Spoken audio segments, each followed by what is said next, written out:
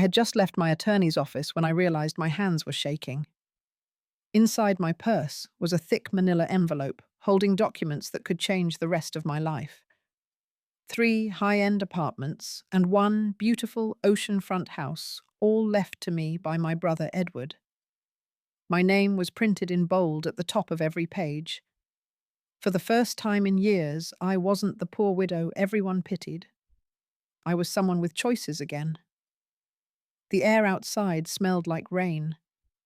I walked slowly down the sidewalk, clutching that envelope against my chest, feeling as if I was holding not just paper but a second chance. I'm 71 years old, but in that moment I felt almost young again. It had been decades since anything truly exciting happened to me. My days usually started with coffee and ended in silence. I'd spent years budgeting every dollar, cutting coupons, and pretending I didn't want things I couldn't afford. There were times I skipped buying myself shoes so I could send a little extra to my son Daniel when he said business was slow. Today felt different. Edward had always believed I deserved better. He used to tell me that kindness shouldn't mean letting people walk all over you. When he passed away a few months ago, I was heartbroken. But I had no idea he'd left me this enormous gift. A gift that felt like his final attempt to save me, not just financially, but emotionally. As I walked home, I imagined how Daniel would react. He's my only son, the one I raised alone after my husband passed. And Melissa, his wife, was always talking about opportunities and investments. I could already see their faces when I told them the news. Maybe this inheritance would finally bring us closer. Maybe we could fix what felt broken between us. I pictured hugs, maybe even tears of joy. I thought they'd be proud of me. Proud that I was finally able to contribute something big after years of taking up space quietly in their lives. The closer I got to the house, the lighter my steps felt. I even stopped by the bakery on the corner and bought Daniel's favorite muffins. A small celebration, I thought. We could sit together at the kitchen table like we used to share coffee talk about plans. Maybe this time he'd look at me the way he used to, when he was little, with love, not obligation. When I reached home, the late afternoon sun spilled across the porch. The front door was slightly open, and I could hear voices from inside, Daniel's low and tired, Melissa's sharp and steady. They were talking about money, as always. I smiled to myself, ready to surprise them. But as I stepped closer, something in Melissa's tone made me freeze. It wasn't the warm, sugary voice she used when she spoke to me. It was cold, businesslike, the kind of voice people use when they talk about problems they want to get rid of. I don't know why I didn't just walk in. Maybe it was instinct, or maybe it was that invisible sixth sense women my age develop after a lifetime of pretending not to hear the truth. So I stood still, my hand on the doorknob, and listened. That's when I first heard it, my own name spoken like a burden. At 71, I thought I'd seen every kind of pain. I was wrong. That moment that one word would open the door to a nightmare I never imagined could come from the people I loved most. When I reached the porch, the front door was slightly ajar, letting a thin line of light spill across the hallway floor. The smell of fresh coffee drifted through the air, and I could hear the low hum of conversation coming from the living room. I smiled at first. Daniel and Melissa were home, and I thought this was perfect timing. I could surprise them with the news. Tell them about the inheritance and see their faces light up. For once, I would be the one bringing good fortune instead of worries. But as I stepped closer, I heard my name said in a tone I had never heard before. It wasn't affectionate or even neutral. It was sharp, cold, and calculating, like I was a line item on a spreadsheet that needed to be handled. Melissa's voice was clear and firm. She said something about speaking with a doctor, someone named Thompson. He confirmed it's easy, she said. We just need 2 more evaluations, and the court will declare her cognitively impaired. I froze. For a second, I thought I misheard her. Then Daniel's voice followed, low and hesitant. Are you sure this won't cause legal trouble? Melissa's reply cut through me like a blade. None at all. Once we have guardianship, we can sell the house and liquidate her accounts. She'll be taken care of at a facility. We can visit on weekends if we want. Facility, guardianship, sell the house. It took me a few seconds to process what I was hearing. They were talking about me, about my life, my home, my savings, my son, the boy I carried for 9 months. The one I stayed up nights for when he was sick, was discussing how to legally take everything I owned and lock me away like an inconvenience. I leaned against the wall to steady myself. The manila envelope inside my purse suddenly felt heavy, almost burning against my side. I wanted to burst into scream, but something inside told me to keep listening. Melissa continued, her voice as calm as if she were planning a vacation. Once we sell the house, we'll clear the debts and still have enough left to invest. It's for the best. She'll be better off there. It's safer, cleaner, professional care. Her words sounded polished, rehearsed, the kind people use when they've already convinced themselves that cruelty is kindness. Daniel hesitated again. She's my mother, he said softly. For one tiny moment, hope sparked in my chest. Maybe he'd stop this madness. Maybe he'd remember who I am. But Melissa's tone shifted, smooth as silk and twice as dangerous. Exactly. She's your mother, and she's been draining us for years. We can't live like this forever. The debts, the stress, we deserve to breathe again. And then the sentence that shattered something inside me. All right, Daniel said. Do it. Just make it quick. Everything after that felt muffled, like I was underwater. I remember the faint hum of the refrigerator, the ticking of the clock, the sound of my own heartbeat pounding in my ears.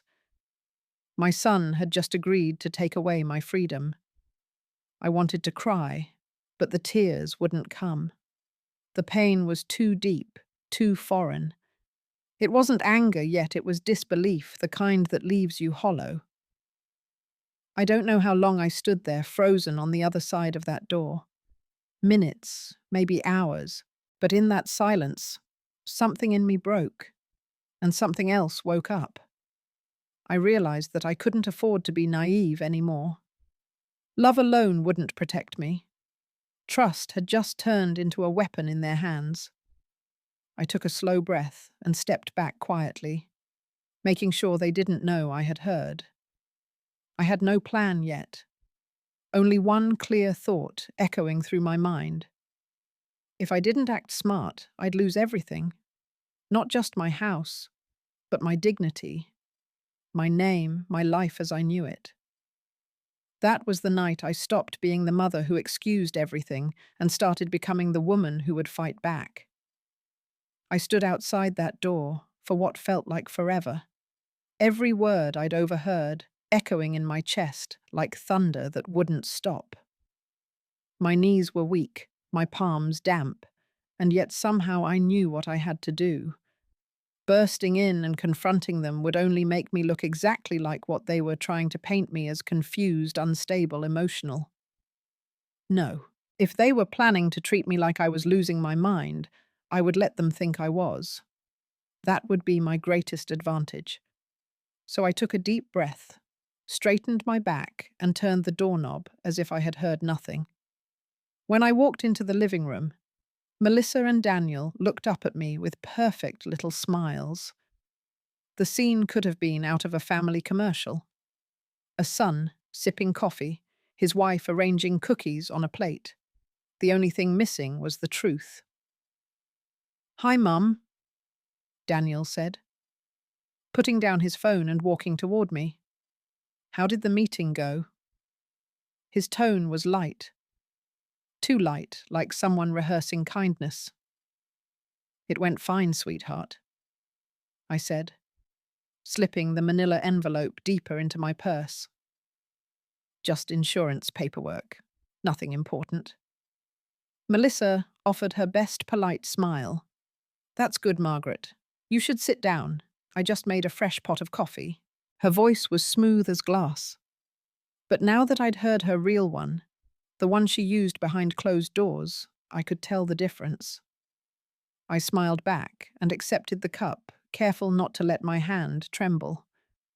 As they chatted about nothing, I watched them closely. Every glance they exchanged, every calculated tone in Melissa's words. I realized that everything suddenly made sense the way they'd been helping with my finances. The constant comments about my memory, the subtle shifts of control in my own home. They weren't just living with me, they were managing me, studying me, preparing for this moment. I sat there pretending to sip my coffee, nodding occasionally, saying things that made me sound pleasantly forgetful, just enough to reinforce their illusion. Inside, though, my mind was clearer than it had been in years. I was memorizing every detail, the exact date, the tone of their voices, even the rhythm of Melissa's tapping fingers on the mug as she spoke. If they wanted to play chess with my life, I was done being their pawn. It was time to learn how to move like a queen. That night, when they went to bed, I locked my bedroom door for the first time in years. I took the envelope out of my purse and laid it on my lap. My brother's handwriting stared back at me strong and steady, as if he were still protecting me from afar. I whispered, "You were right, Edward. I was blind." I thought about all the ways I'd excused their behavior, telling myself they were just stressed that times were tough, that Melissa's bossy tone came from caring. We parents do that, don't we? We rewrite reality to make it easier to love our children. But that night, I stopped rewriting. I faced the truth, and it hurt. It burned through the illusion I had built around my family and left me staring at the bare bones of what was really happening. Still, I didn't let the anger win.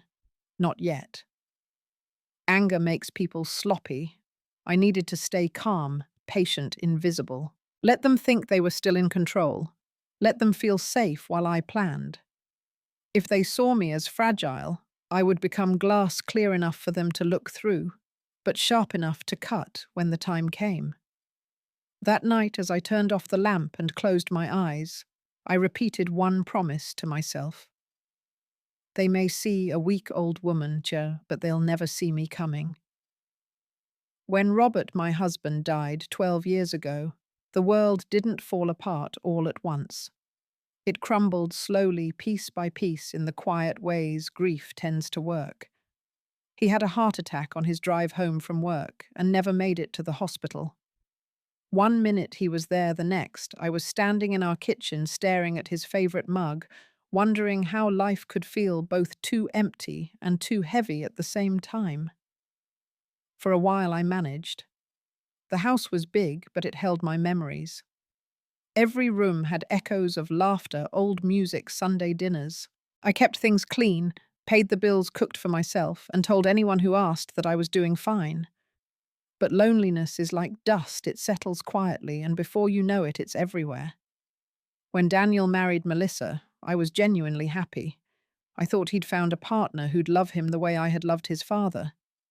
They lived nearby back then, and every Sunday they'd stop by for lunch. Melissa would always compliment my cooking, her smile polite, but never warm. Still, I tried to see the best in her. That's what mothers do. We hope love will soften people. After Robert's death, Daniel started insisting I shouldn't live alone. "It's too much house for one person, Mum," he'd say.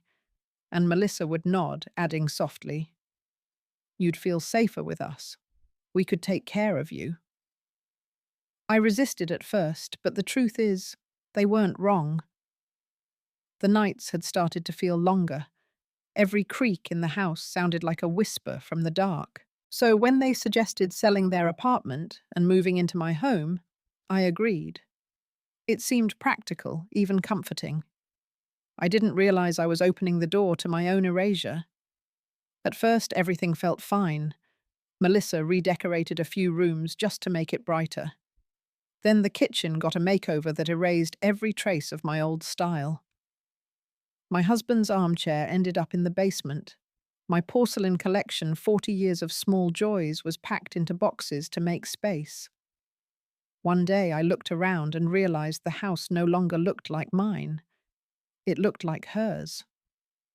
Control came in tiny, almost invisible doses.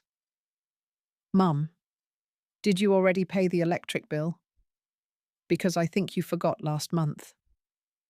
Margaret, you already told me that story, remember? You're always so tired lately. Maybe Daniel should handle your accounts just in case. Each comment was wrapped in care, coated in concern, but together they formed a web. And I, foolishly trusting, didn't even notice when I stopped being the one in charge of my own life. Then came the papers. Can you sign this for me, Mum? It's just to update some information. I signed without reading. It was easier than asking questions. I thought it was love. It was dependence, and I was too blind to see it. My friends used to call me every week. We'd go for lunch talk about our kids' complain about the price of everything. But slowly those calls stopped. I didn't have the energy, or Melissa would say she needed me to stay home because someone has to be there for the repairman. At first it felt good to be needed. Then it started to feel like a cage.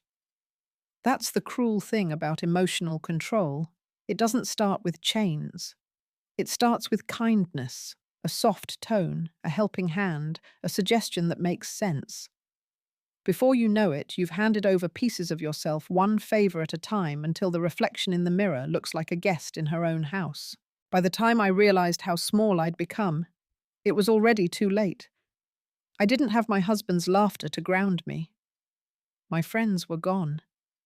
My son had a new life, a new voice that didn't sound like mine anymore. And Melissa, she didn't need to raise her voice to win. Her silence was sharper than any knife. Looking back, I understand now how easily love can be used as a leash. You think you're caring for your family, but sometimes you're just feeding a system that teaches them you're expendable. If I could go back, I'd tell that version of myself to read every paper, to keep at least one key to her own house, and never confuse silence for peace. But I can't go back. I can only move forward, and this time with my eyes wide open. The last time I saw my brother Edward, he looked tired but calm. The kind of calm that comes when someone has made peace with everything left unsaid. We sat together on his porch, watching the sun drop behind the hills the way we used to as kids. He held his coffee mug with both hands and stared out at the yard, before finally turning to me. His voice was low, almost gentle, but his words cut straight through me. He said I was being used. I laughed it off at the time, told him he was being dramatic. Families have rough patches, I said. Daniel and Melissa just needed time. But Edward had this way of looking at people as if he could see behind the polite answers. He didn't push, just nodded and said something that stayed with me long after he was gone. Love doesn't mean closing your eyes, Maggie. It means opening them and protecting what's still yours. A few months later, after the funeral, I sat across from Edward's attorney in his quiet office. The room smelled faintly of old books and lemon polish. He handed me a sealed envelope with my name written in Edward's handwriting, strong, deliberate, with the same looping M he used since childhood. My hands trembled as I broke the seal. Inside was a short letter and a legal document. I remember the first line word for word. This property belongs to you. Don't tell anyone, not even Daniel. My breath caught in my throat. The document attached listed 3 luxury apartments and an oceanfront house under my name, already finalized and registered. Edward had transferred everything quietly before his health declined. His letter continued. I know how kind you are, Maggie. Too kind. But I've seen how your son's wife looks at you and at what you have. She won't stop at your patience. She'll go after your peace. Promise me you won't give her that chance. I must have read that letter 20 times that night. Each word peeled away a layer of denial I'd wrapped around myself. Edward had always been the practical one, the protector. He was never cruel, but he didn't sugarcoat reality. Reading his words felt like hearing his voice again, steady and sure, telling me to wake up before it was too late. At first, guilt sank in. How could I keep something like this from Daniel? He was my only child. What kind of mother hides an inheritance? But then I remembered the cold tone in Melissa's voice, the way she had already started managing my bank accounts as if they were hers. I thought about that half-open door, about the way my own name had sounded like an inconvenience on her tongue.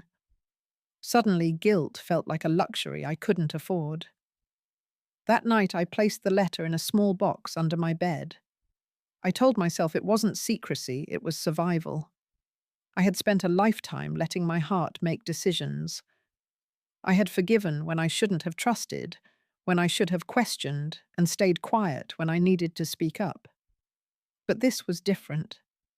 Edward had handed me a truth I couldn't ignore. For the first time in years, I didn't feel powerless. I felt aware. I understood now that protecting yourself doesn't mean you love less.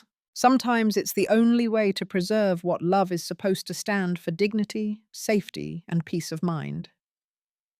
That night, as I folded Edward's letter back into its envelope, I whispered a quiet promise to him. From now on, I would stop confusing kindness with weakness. I would stop hoping people would change and start changing the way I let them treat me. And in that moment, I realized something simple, yet life-saving. Listening to my heart had nearly destroyed me. It was time to let my mind take the lead. A few days passed after I received Edward's letter, but the weight of his warning never left my chest. I started noticing things that I had ignored before: the quick glances between Daniel and Melissa. When I walked into the room, the hushed conversation that stopped the second I appeared, the way my phone seemed to lose calls from my lawyer or bank. It was as if my entire house had turned into a stage, and I was the last person to realize I wasn't part of the script anymore. One evening, I couldn't sleep. The clock had just struck 11 when I went downstairs to make tea. As I passed the kitchen, I heard voices again. Their voices, low, tense, careful. I paused in the hallway, my hand resting on the doorframe, holding my breath. Melissa's tone was sharp, practical, as if she were reading from a checklist. "We just need her to take the pills with breakfast," she said. "Dr. Andrews said a few doses of the sedative will make her seem confused enough. Once she starts showing symptoms, we can have her evaluated." Daniel sighed. "I don't like this, Mel. It feels wrong." "It's not wrong," she snapped. "It's protection. We'll tell the doctors she's been forgetting things, losing her balance.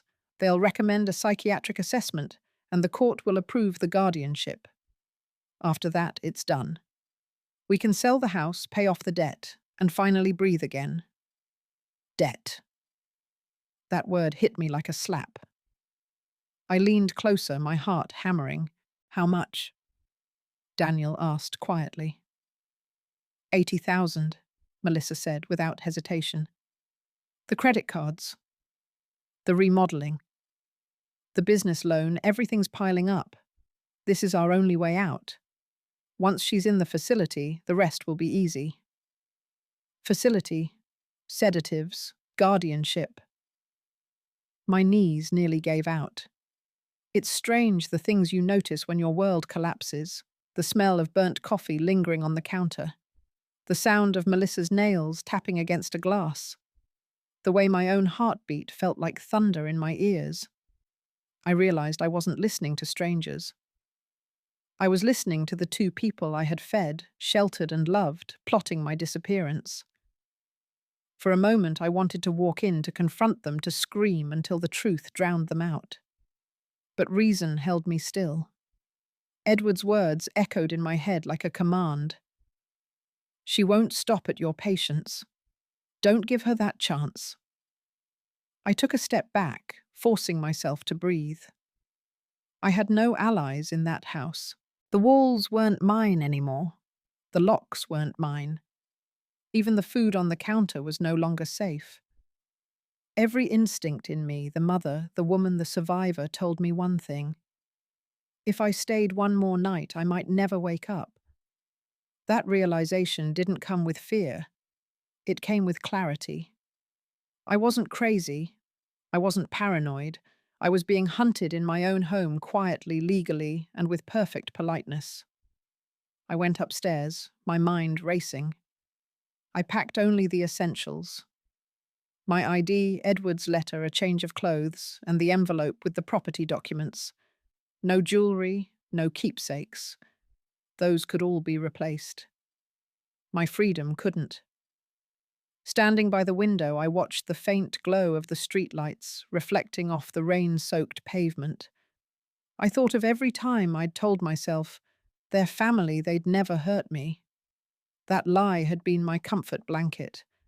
But comfort can be deadly when it blinds you to danger. I knew I had to leave before dawn. If I hesitated, they would win. As I zipped my bag, one last thought crossed my mind. A promise I whispered to myself under the sound of the falling rain. They think I'm helpless. Let them.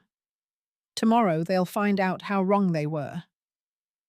That night I stopped being a victim and started becoming the woman my brother always believed I could be, the one who finally decided to save herself. The house was silent except for the soft ticking of the clock on the hallway wall. Every sound seemed amplified, the creak of the floor under my feet, the whisper of the wind against the windows, even my own heartbeat pounding in my ears. I sat on the edge of my bed, fully dressed, staring at my phone.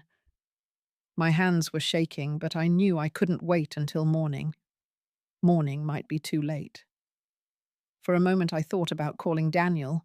Maybe some small part of him still loved me enough to stop this.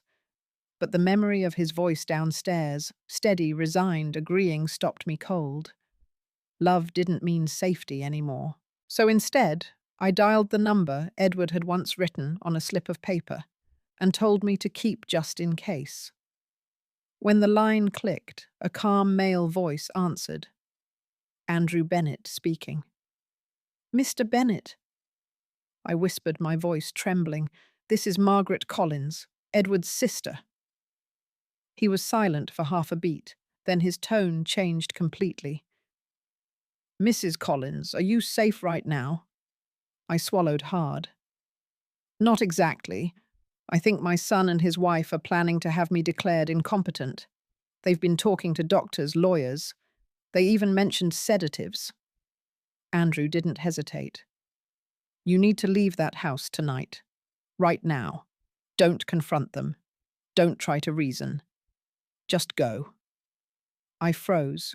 Where there's a hotel downtown, the Mariner on 5th Street. I'll meet you there in the morning. Bring your identification, Edward's letter, and any property documents you have. Nothing else. I wanted to argue, to ask how I could just walk out of my own home in the middle of the night. But deep down, I knew he was right. The walls around me didn't feel like mine anymore. They felt like evidence waiting to be used against me. I understand, I said quietly. I'll leave now. Good, he replied. Take the back door. Turn off your phone once you're outside. And Mrs. Collins, his voice softened. You're doing the right thing. This isn't running away. It's protecting yourself. When the call ended, I sat for a moment, letting his words sink in. Protecting myself. It felt foreign, almost selfish. And yet it was the first thing that made sense in weeks. I grabbed a small canvas bag from the closet and packed only what mattered. My wallet ID, a change of clothes, Edward's letter, and the thick envelope with the inheritance papers. I didn't even take my wedding ring. My fingers brushed the nightstand photo of Robert and me, but I left it there. If I looked back, I'd lose my courage. The hallway was dark as I made my way toward the back door. Every step felt like walking through water, heavy and deliberate. I slipped on my coat, opened the door as quietly as possible, and stepped into the cold night air. The rain had stopped, leaving the streets slick and glistening under the yellow glow of the streetlights. For a moment, I just stood there, breathing. The night was still, but inside me, everything was racing fear, adrenaline, grief. I was 71 years old, but in that instant, I didn't feel old. I felt alive in a way I hadn't in years. I walked down the driveway, careful not to look back at the house. I didn't want to see the windows or the rooms Apont de Jerome's I had once called home. To me, it was no longer a home. It was a cage with curtains, scenes. The cab I'd called earlier pulled up quietly at the corner. The driver didn't ask questions. I slid into the back seat, clutching my bag on my lap. As the car pulled away, I watched the house grow smaller in the rearview mirror until it disappeared completely. That was the moment I realized something profound. Freedom doesn't always come with celebration. Sometimes it begins in silence under streetlights, with nothing but a bag of papers and the courage to start over. And as the city lights flickered ahead, I whispered a promise to myself this wasn't an ending. It was the night I finally chose to live. By the time the first light of morning crept through the hotel curtains, I hadn't slept a minute. My body ached. My mind buzzed, and my heart thudded with the heavy rhythm of disbelief. I was free. Yes, but also displaced like a stranger in my own life. I sat by the window of that small downtown hotel, clutching a paper cup of bitter coffee, waiting for the only person I could trust, now Andrew Bennett. At exactly 9, I spotted him through the glass grey suit, steady stride briefcase in hand. When he stepped into the lobby, everything about him radiated quiet control. He didn't waste time on pleasantries. "Mrs. Collins," he said softly, "we have work to do." Within the hour, we were seated in his office, a bright corner space lined with case files and framed certificates. On the desk were a stack of forms already prepared. Andrew looked up from them and said something that felt almost unreal. "By the end of today, all of Edward's properties will be registered under your name. Permanently. No one can contest it. Not your son. Not anyone." He called it an emergency notarization. I called it salvation. We spent the next 2 hours reviewing every page, the apartments, the beachfront house, even the rental income Edward had left me.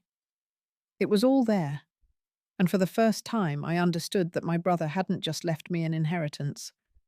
He'd left me a shield. As the notary stamped the final document, my hands trembled. It wasn't just ink on paper. It was protection. A declaration that I was still in control of my life. I wasn't a burden. I wasn't a victim. I was in every legal and moral sense a woman reclaiming what was hers. But Andrew wasn't finished. "Next stop," he said, "standing the police station." The words made my stomach tighten. "Do I really have to?" He nodded firmly. "It's crucial. We need an official record, stating that you left your home voluntarily and are of sound mind. That statement alone can stop them from using the law against you." So we went. The police station was quiet that morning, the kind of sterile calm that makes you whisper even when you don't have to. A female officer named Joanna met us at her desk. Her posture was professional, but her eyes were kind, the sort of gaze that says I've seen worse, but I still care. I told her everything, how I'd overheard their plan to sedate me, how they'd been building a false medical case, how I'd escaped before they could act. My voice wavered only once when I mentioned Daniel's name. Joanna listened carefully, typing as I spoke. When I finished, she asked only 2 questions. "Mrs. Collins, are you in full control of your mental faculties?" "Yes," I said. My voice came out steadier than I felt. "And did you leave your home of your own free will?" I did, I answered. Completely. She nodded, then looked at Andrew. You're filing for a restraining order? Yes, he said. Effective immediately. The process was quick, almost frighteningly so. Within an hour, the order was signed. Daniel and Melissa were legally prohibited from contacting me, approaching me, or attempting to access my assets. If they even tried to find me, it would be a criminal offense. When we walked out of the station, I stood on the steps for a long moment, breathing in the cold air. The morning sunlight hit my face, and for the first time in years, I didn't feel like I was hiding. I wasn't running anymore. I had done something I never thought I would have the courage to do. I had chosen myself. Andrew looked at me, his voice softer now. You did it, Mrs. Collins. You're safe legally and physically. I smiled faintly. Safe, I repeated, as if testing the word for the first time. It didn't feel like victory. It felt like peace. That day I realized something most people never do, until it's almost too late. Freedom doesn't always come from fighting harder. Sometimes it comes from standing still, signing your name, and refusing to let anyone else write your story for you. I wasn't just free from their plan. I was free from the years of silence that let it grow. I had my name back, my rights back, and most importantly, my dignity back. And as we drove away from the station, the city passed by in a blur of sunlight and motion. I closed my eyes and whispered, Edward, you were right. I finally listened. The months that followed were quiet on the surface, but beneath that calm, a storm was building. I had settled into a temporary rhythm meeting with Andrew Bennett, updating paperwork, learning how to handle my own finances again, but every day carried the same tension. I knew Daniel and Melissa wouldn't let go easily. They hadn't just lost access to my house or my savings. They'd lost control over me. And for people like them, control was the only kind of love they knew how to give. Then one morning, Andrew called. His tone was firm but calm, the way a doctor sounds before delivering bad news. They've filed for guardianship, he said. They're claiming you're mentally unfit to manage your affairs. For a long moment, I said nothing. I'd expected it, yet hearing it out loud still felt like a slap. What happens now? I asked finally. They'll try to convince a judge that you need supervision. But this time we have evidence and we have the truth. I'll handle everything, but you'll need to go through an independent psychiatric evaluation. Court's orders. I nodded slowly. The idea of being tested, measured, judged, labeled terrified me. But if that's what it took to prove I was sane, I'd do it. 2 weeks later, I sat across from Dr. Alvarez, the court-appointed psychologist. His office was warm and full of light, the kind of place designed to make people open up. He had a kind face and hands that never stopped jotting notes. The evaluation lasted 3 hours. He asked about my daily routines, my finances, my family, even my memory. I answered honestly. I told him everything from the night I overheard their plan to the gaslighting to the fear of losing myself piece by piece. At one point he leaned back and said softly, Mrs. Collins, you speak with clarity and consistency. Do you know what that means? I smiled faintly. That I'm not crazy? He nodded. Exactly. You are not only mentally fit, you are remarkably self-aware. What happened to you is not cognitive decline. It's abuse, emotional, psychological, and financial. I left his office that day feeling lighter, as if someone had lifted the invisible weight I'd been carrying for years. For once, a professional saw me not as an aging woman who might be confused, but as someone who had survived manipulation and still stood strong. A month later, the hearing began. The courthouse smelled faintly of paper and nerves. Daniel and Melissa were already there when Andrew and I walked in. Daniel looked pale and smaller than I remembered. Melissa, as always, looked perfect, every hair-in-place expression, carefully composed. She gave me a quick smile that didn't reach her eyes. The judge was a woman named Rebecca Harris, known for her patience, but not her tolerance for deceit. She listened as their attorney painted me as a frail, confused old woman, prone to memory lapses and emotional instability. They even brought in a doctor who had once examined me at Melissa's request, claiming I'd shown early signs of decline. Every word felt like poison, but I sat still. Andrew had told me to. Let them dig their own hole, he'd said.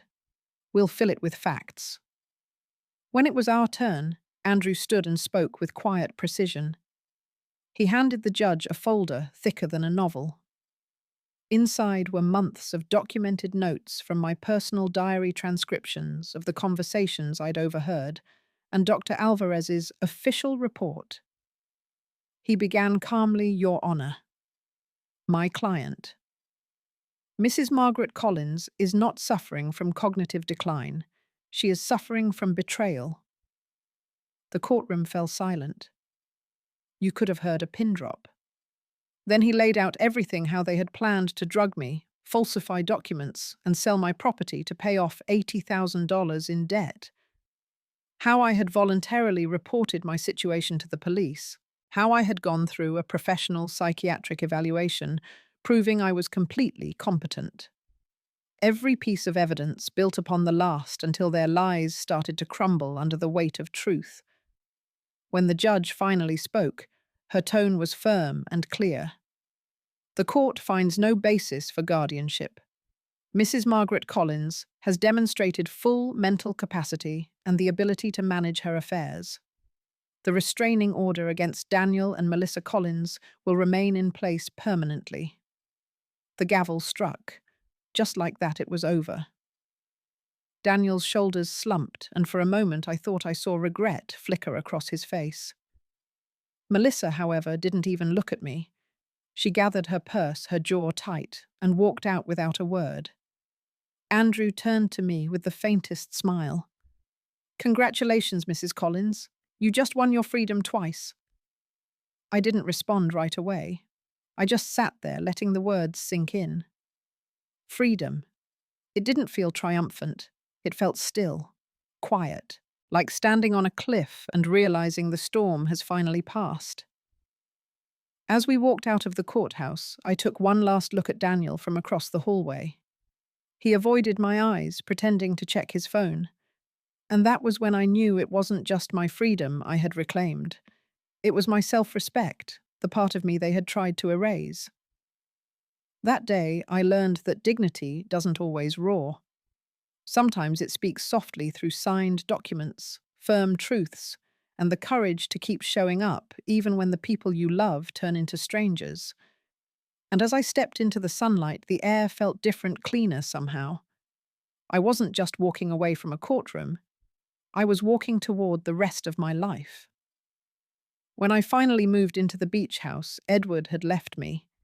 It felt like stepping into someone else's dream. The air was different there, cleaner, softer, with the scent of salt and wildflowers. The ocean stretched endlessly in front of the porch, calm yet alive, as if whispering, "You made it." The first few nights were strange. I'd wake up expecting to hear footsteps in the hallway, or the sound of someone calling my name with impatience in their tone. But there was only silence, and in that silence I began to breathe again. It wasn't just a house, it was a beginning, and Edward had built for me long before I was ready to take it. He had left a note in the top drawer of the nightstand, written in his familiar handwriting. "You deserve peace, Maggie. Live here, rest here, and finally be free." That sentence became my compass. I started rebuilding my life, one small, deliberate act at a time. I planted roses in the front yard, because I'd always wanted to, but never had the time. I joined a book club at the local community centre, where women my age met every week to discuss novels, recipes, and life after loss. Some of them carried stories heavier than mine, women who'd been silenced by their families, ignored by their children. or made to feel invisible by the world. When I shared my own story, they listened with wide eyes and quiet tears. I didn't dramatize it, I simply told the truth. How I was nearly erased inside my own home, and how one night I decided to save myself. Afterward, one woman took my hand and said, "You make me believe it's not too late for me either." That sentence, more than any victory in court, reminded me why survival mattered. I spent my mornings reading on the porch with a cup of coffee, the sound of the waves keeping me company. In the afternoons, I worked in my garden, coaxing life out of the soil one flower at a time. Some days I painted badly but joyfully. Other days I just walked barefoot along the shore, letting the water touch my feet, whispering gratitude to the brother who had believed in me even after he was gone. For the first time in decades, I wasn't living for someone else. I was living as myself. A year passed quietly, peacefully. Then one afternoon, a letter arrived. The handwriting on the envelope stopped me cold. It was Daniel's. I hesitated for a long time before opening it. Inside, the words were heavy, clumsy, full of regret. He admitted everything, the lies, the manipulation, the greed.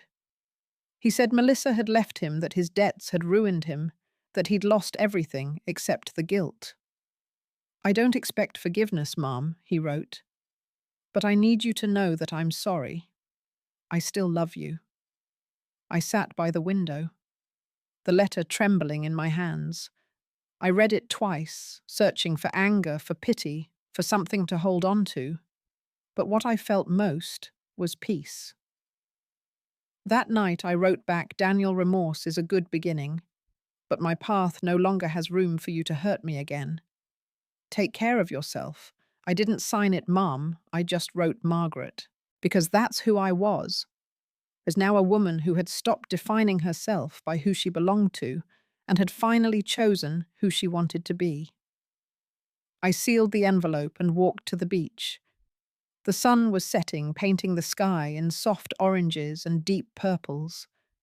The sound of the waves was steady and kind, like the rhythm of a new life. I whispered to the ocean, not to anyone in particular, but to myself. I didn't win because I became richer. I won because I chose me. As the tide came in, I felt the cool water wrap around my feet. It was grounding and freeing all at once. I closed my eyes and smiled. For 72 years I had lived for everyone else. But in the end, the greatest victory wasn't revenge or justice or even freedom. It was rediscovery, the quiet, powerful realization that I was enough all along. And as the sun sank below the horizon, I knew I was finally home.